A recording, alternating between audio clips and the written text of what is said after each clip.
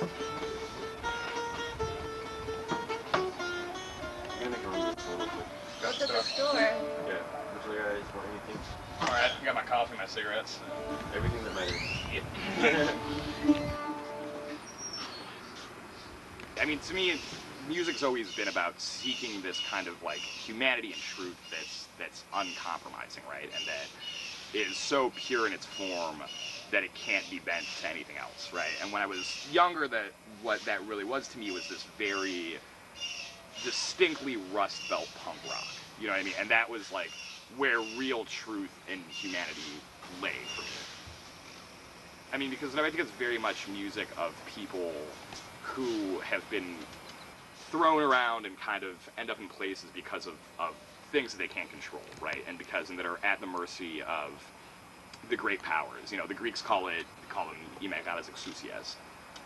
But this is, you know, the spirit of like this music and the kind of raw, vulnerable, like human nerve that Rebetika like really lays out, like especially in some of those the amanedes, which are like, you know, just a single human voice kind of bemoaning itself and, you know, singing about loss or exile or, you know, anything like that with a single instrument that doesn't really accompany, but they do like call and response. But that, I mean, it's the most like, this music to me is the ultimate expression of that kind of human experience. And it seemed like a way to kind of be a part of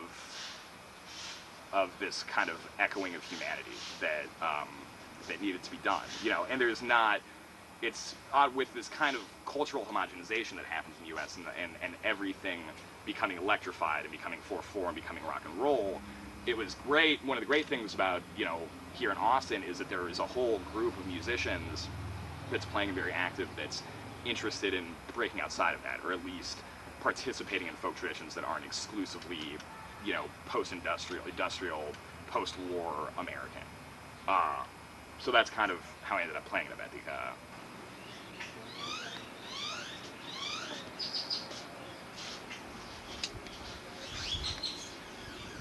Hey, what's up, man? Where you at?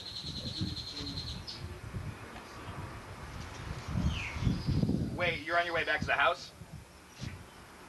Are you on your way back to the house? Oh, okay. Hey, if you're still on, are you still on Lamar? Because Ian needs Zura strings, and they have them at South Austin. Ian needs Zura strings, and they have them at South Austin Music. Well, ask for bouzouki strings, and make sure, ask for Greek bouzouki strings, because they have Irish bouzouki strings too. Make sure you ask for Greek bouzouki strings, because they have Irish bouzouki strings too. Bouzouki strings.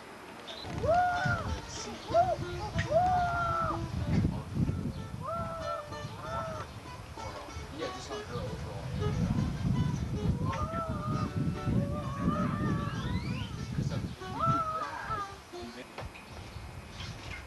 You should do Franco Siriani, Yeah.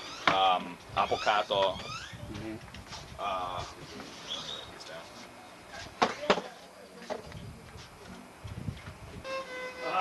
Vocal-wise, Ian, how are we gonna do it? We're doing. Sorry? We're gonna double them later. Vocal-wise, we're gonna dub them later? Are you gonna like sing over this then? No, man, we're gonna Try to not. try not to. Really? Yeah, really.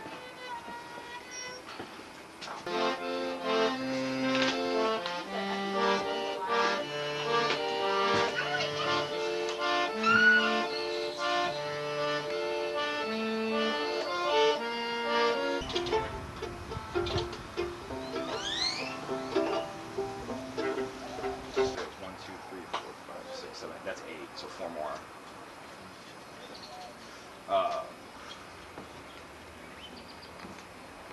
Do you want to leave out Palamakia and Katanaki? No way I don't want to leave out Parliament. I know.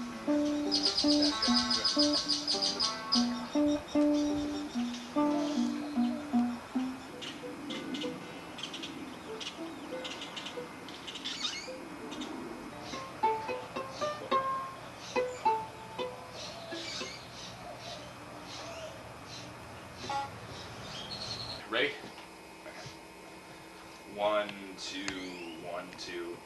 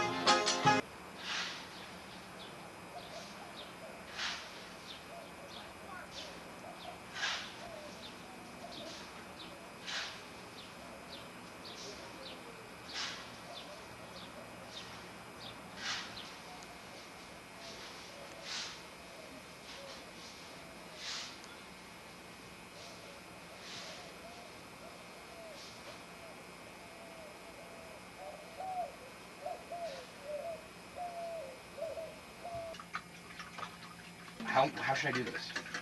Like a, I usually just do it like that. yeah. Just like that? Okay. Yeah.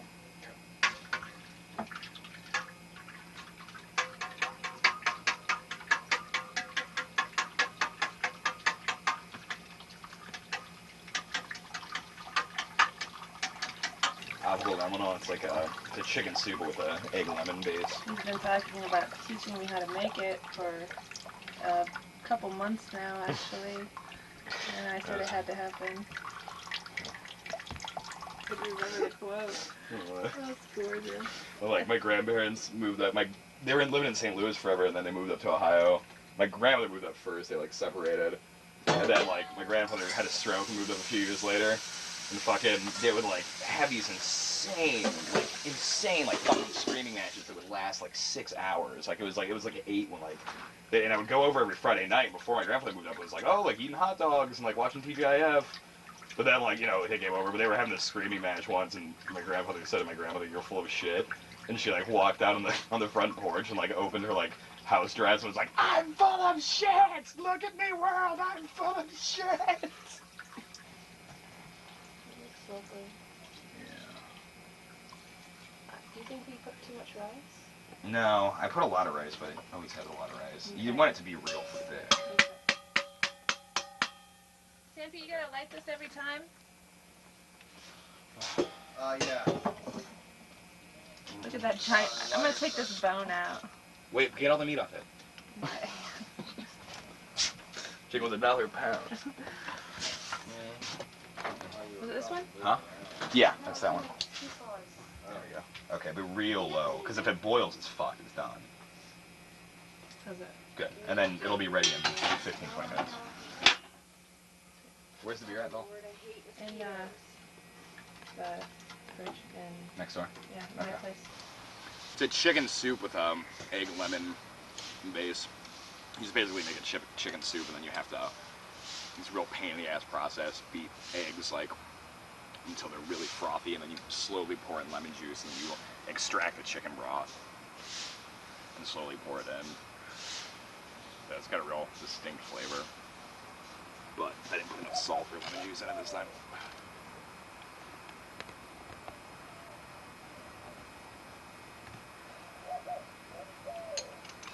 One of the songs that we do that's of more Turkish origin is actually, like, you know, a debate over whether the song is truly Greek or truly Turkish, but it's called Katinaki Muyasena.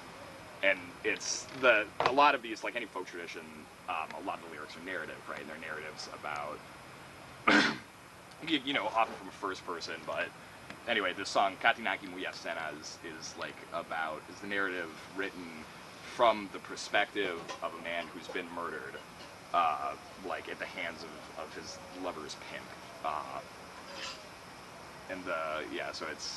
And it very much centers on, you know, these like themes of like helplessness and in the hash den and like thing, but it's Katinaki Muyasena Meskotosane, which means Katinaki for you they killed me. Mesaston teke tu foti mexaplosane. Is in the teke, which is the hash den of Foti, and Foti's hash den. They laid me out. The second verse is, me varesane kalemu reme babasya, which is they put me in a barrel, like, you know, they put my body in a barrel. Re kalemu, my good, you know, my good. Reme babasya, oh the tragedy. And the second or the third verse is Katinaki. Yeah, Kietsi Katika Yasena Katinaki mo, which is, this is how I was lost for you. Apoto Davatsi Puihes Fremanaki mo, from the pimp that you had. But it's just a very, I don't know, the whole concept of writing a song from this kind of impossible perspective and writing it from the point of view of a corpse is something that's very mangika, you know, like very eventica. It's from there, the point of like loneliness and tragedy has gotten to this point that you're already dead and you're still bemoaning. You know, there's still like a need to cry out even after the life has ended.